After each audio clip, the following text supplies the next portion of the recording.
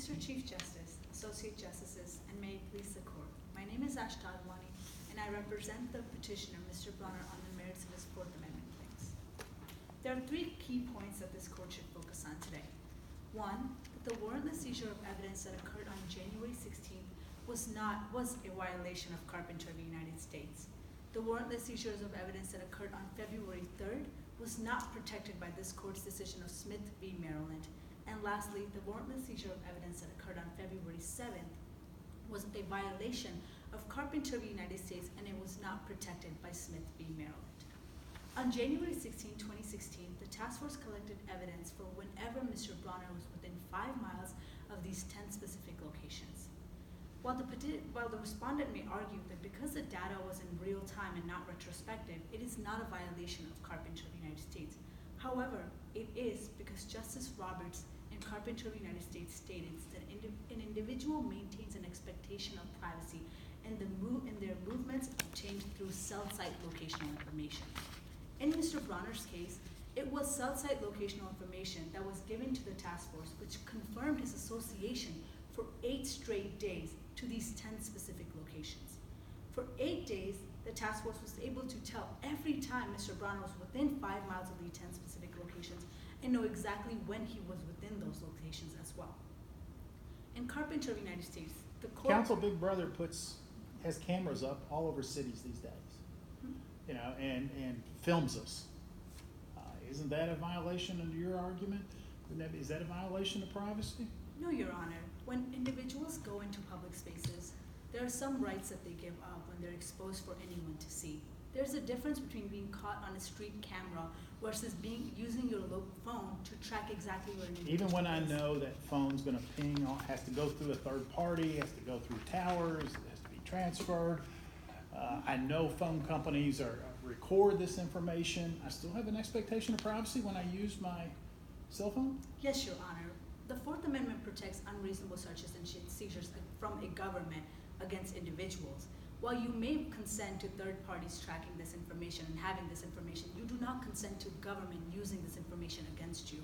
So while it is true that Olympus Cellular may have had that information and Mr. Bronner had known about it, he was not consenting to the government using this information against him. In Carpenter v. United States, it is a cell site locational information that cannot be used against an individual. And in this situation, whether it was real-time or retrospective, it was cell site locational information that was used against Mr. Bronner. Even if he was in public and the task force could have easily staked him out and followed him around, they chose not to do that. Instead, they effortlessly compiled that information against him through the help of Olympus Cellular for 8 days. Okay. We're talking about the January 16th absence of warrant information.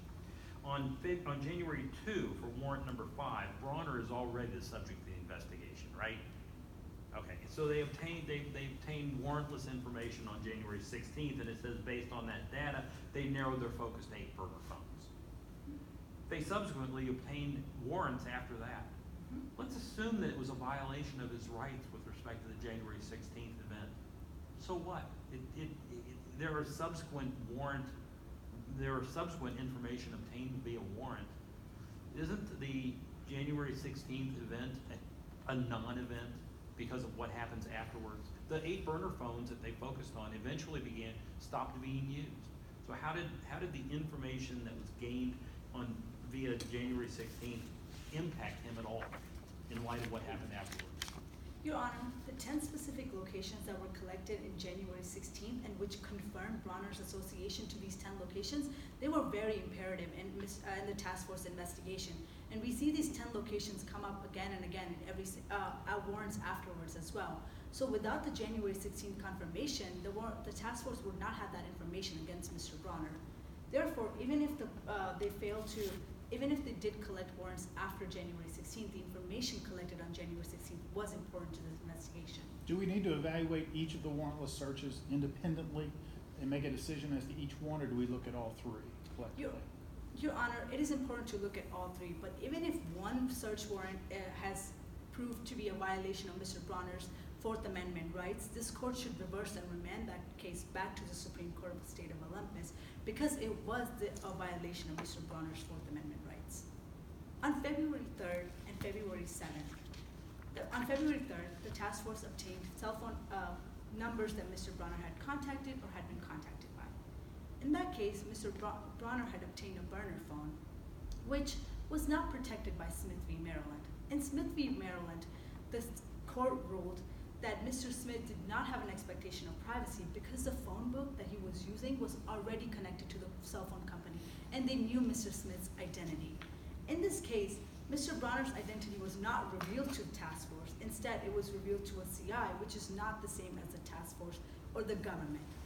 Because Mr. Bronner's identity was not revealed, he maintained an expectation of privacy in the numbers that he had dialed. Counsel, I agree. I have problems finding an emergency with the first two warrantless searches. Seems like there's ample opportunity to go get a warrant, and I haven't seen any explanation in the record why they didn't. But with the third one, which is on Super Bowl day, and they're getting a warrant for contacts made from 10 a.m. to 5 a.m., I guess, leading up to the Super Bowl. Wasn't there an emergency there? That's real time. These are literally as these acts were going to occur, these criminal acts. Isn't that an emergency? The police need that information right away so they can act then and prevent these crimes from occurring. There wasn't time to go get a warrant on that day, was there? Absolutely not, Your Honor. There actually was time to get that warrant. It was not that Mr. Bronner had somehow appeared in front of the task force on February 7th. They had known about him for months, and they still failed to get that warrant, even knowing that Mr. Bronner was an important person in this investigation. Furthermore, they knew of this process and they knew when the Super Bowl date was. February 7th was not a surprise to the task force, but they had known about it from a year and a half ago, which indicates that the failure to obtain a warrant should not result in an individual's violation of the Fourth Amendment rights. And when this task force had failed to get these warrants, they did violate Mr. Bronner's right, and there was no emergency aid being provided because they could have easily taken these warrants out beforehand, and they had judges willing to sign these warrants as well.